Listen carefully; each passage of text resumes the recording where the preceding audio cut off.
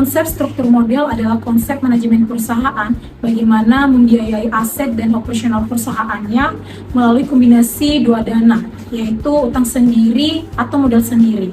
Nah, untuk utangnya ini bisa berasal dari pinjaman bank, obligasi, dan lainnya. Dan modal sendiri ini bisa dari uang perusahaan atau pemegang saham. Pada struktur modal, terdapat beberapa teori yang menjadi landasan untuk terlaksanakannya struktur modal. Teori pertama ada teori pendekatan Modigliani dan Miller. Teori ini dikemukakan oleh Franco Modigliani dan Merton Miller, di mana teori ini terbagi menjadi dua macam, yaitu teori tanpa pajak dan teori dengan pajak. Pertama kita bahas tentang teori tanpa pajak. Teori ini menyatakan bahwasanya struktur modal tidak mempengaruhi nilai perusahaan tersebut. Jadi, perusahaan yang menggunakan utang maupun tidak akan tetap memiliki nilai yang sama.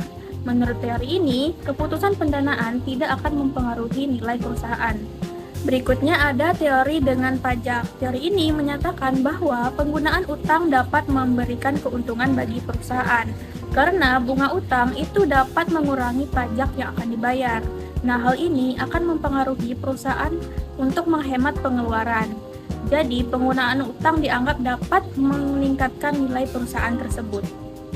Selanjutnya yaitu teori trade-off. Teori trade-off menjelaskan bahwa perusahaan harus menentukan struktur modal yang optimal dengan mempertimbangkan keseimbangan antara manfaat dan risiko penggunaan utang. Penggunaan utang dapat memberikan keuntungan berupa penghematan pajak karena bunga utang bisa mengurangi beban pajak perusahaan. Oleh karena itu, banyak perusahaan menggunakan utang sebagai salah satu sumber pendanaan untuk membantu kegiatan operasional maupun pengembangan usaha. Namun, penggunaan utang yang terlalu besar juga dapat meningkatkan risiko kesulitan keuangan.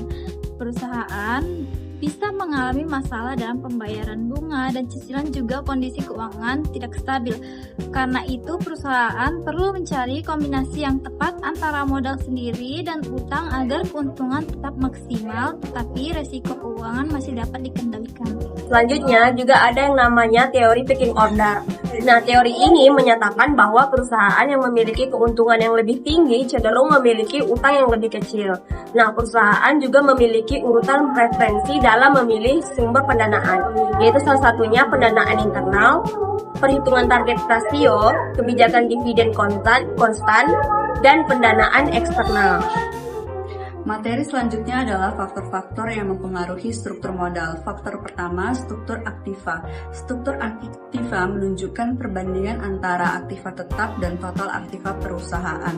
Perusahaan yang memiliki aktiva tetap yang besar biasanya lebih mudah mendapatkan pinjaman karena asetnya dapat dijadikan jaminan.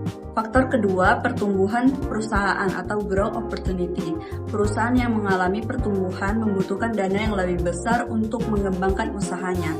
Karena itu, perusahaan dapat menggunakan modal sendiri maupun utang untuk memenuhi kebutuhan pendanaan. Faktor ketiga adalah ukuran perusahaan. Perusahaan besar umumnya lebih mudah memperoleh pinjaman dibanding perusahaan kecil karena dianggap lebih stabil dan memiliki resiko yang lebih rendah. Materi selanjutnya tentang kebijakan struktur modal. Kebijakan struktur modal adalah keputusan perusahaan dalam menentukan penggunaan utang dan modal sendiri untuk membiayai kegiatan perusahaan.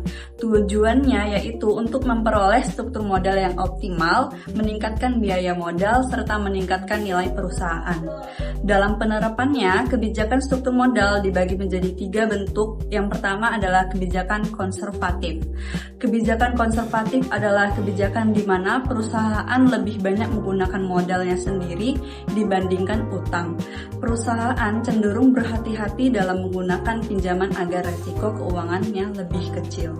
Dan yang kedua adalah kebijakan moderat. Kebijakan moderat adalah kebijakan di mana perusahaan menggunakan kombinasi yang seimbang antara utang dan modal sendiri. Tujuannya agar perusahaan dapat berkembang tanpa menanggung resiko yang terlalu besar. Dan yang terakhir adalah kebijakan agresif. Kebijakan agresif adalah kebijakan di mana perusahaan lebih banyak menggunakan utang dibandingkan modal sendiri. Perusahaan berani mengambil pinjaman dalam jumlah besar dengan harapan dapat memperoleh keuntungan yang lebih tinggi. Semakin besar dana yang diperoleh perusahaan, maka semakin besar pula peluang perusahaan untuk memperluas usaha dan meningkatkan laba. Perhitungan struktur modal perusahaan digunakan untuk mengetahui komposisi pendanaan perusahaan yang berasal dari utang dan modal sendiri atau ekuitas. Dan untuk pengukuran yang sering digunakan yaitu menggunakan debt to equity ratio atau DER. Rumus struktur modal DER sama dengan total utang dibagi total ekuitas dikali 100%. Contoh perhitungannya. Diketahui total utang sama dengan 800 juta dan total ekuitas sama dengan 1,2 miliar.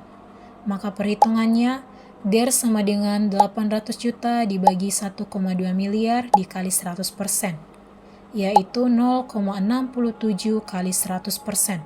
Maka hasil DER sama dengan 66,7% atau dapat ditulis 0,67 kali.